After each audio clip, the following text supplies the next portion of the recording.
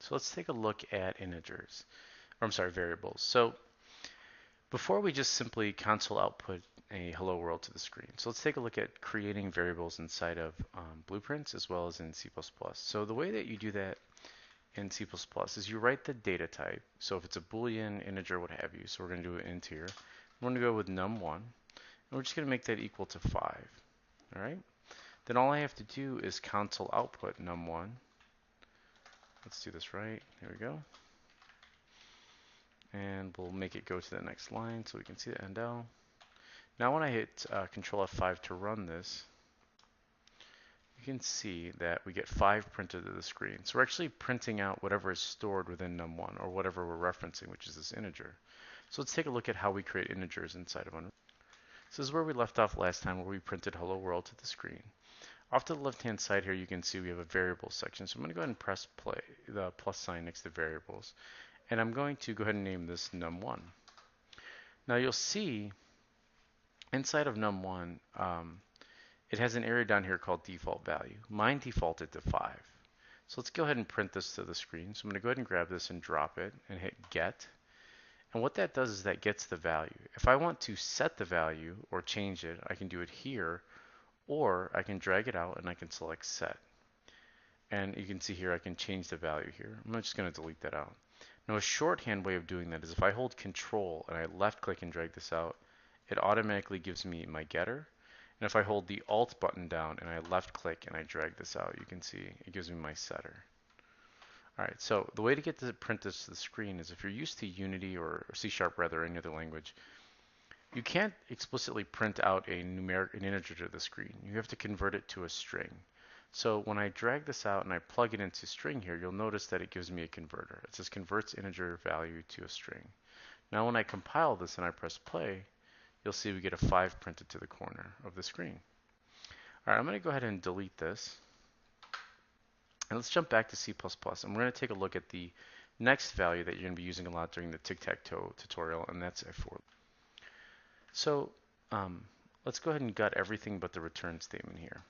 So a for loop is a way of looping through a given set of operations. So if you want to print something to the screen a bunch of time or what have you, this is a pretty good way of doing it. So let's take a look at the body or the structure of a for loop. So I'm going to write for, open close parentheses, open curly brace, close curly brace. And I'm going to go ahead and delete this. Now the first value that we have here is you give it an integer value. And we're going to start off, we'll create one called num1, and we'll make it equal to 0. And then what we do is we take that, or actually we can just name it I for index. That might make better sense because inside of Unreal Blueprints they call it an index. So then the next thing we do is we need some sort of comparative operator. So we're going to say as long as I is less than 5, we can increment that. So we'll do I plus plus. And what we can do is just print out to the screen the word index, and then space, I, and then we'll do the end line so we can see that on each line, and then semicolon. So let's go ahead and hit Control F5 to run that. And what you see here is we have our index printing, and then as long as I is less than 5. So we do get, let's see if we can get that back up again.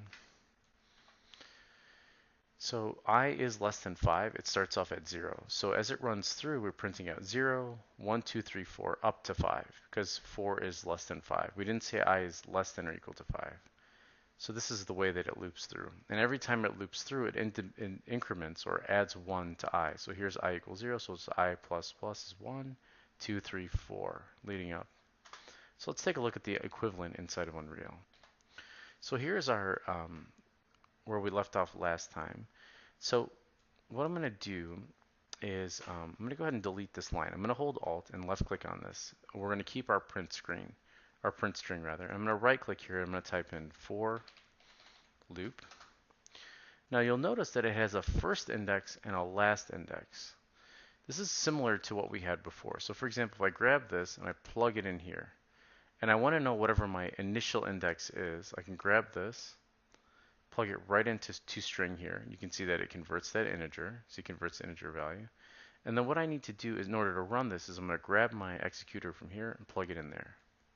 So right off the bat, as I select this, you'll notice that my first index doesn't have a value. So I can either numerically type in a value here, or let's say I grab my num1 here. I get that num1 value, and you can see it's currently set to 5. So if I plug this into my first index, it's the first number, and I go ahead and I hit Control F5 to run this. Or I'm sorry, I compile this, and then I press play. Sorry, I'm still thinking Visual Studio. You can see here that we get this initial value. Let's see, compile, play. So actually, let me delete this. I'm going to hold Alt and left click. I'm actually going to drop this in last index. This index is actually connected to this one. So if I compile this and I press play, so our last index, you can see it goes 543210. So this is starting us off at 0, and then this index is what loops us through it, through our for loop, just like before. So if I start this off at 1 and I hit compile and I press play, you can see we get 1, 2, 3, 4, 5. So just leading up to. So this is the way that you can, essentially the way the for loop works. And if you double click on this, it'll take you to how a for loop is constructed with the variables, and you can see this is where that one we entered in and stuff. So this can kind of take you through, and we're going to get into branching and assigning and all this good stuff later, so it's not worth explaining it. But so they kind of give you this default for loop. Let's close this out. So that's that.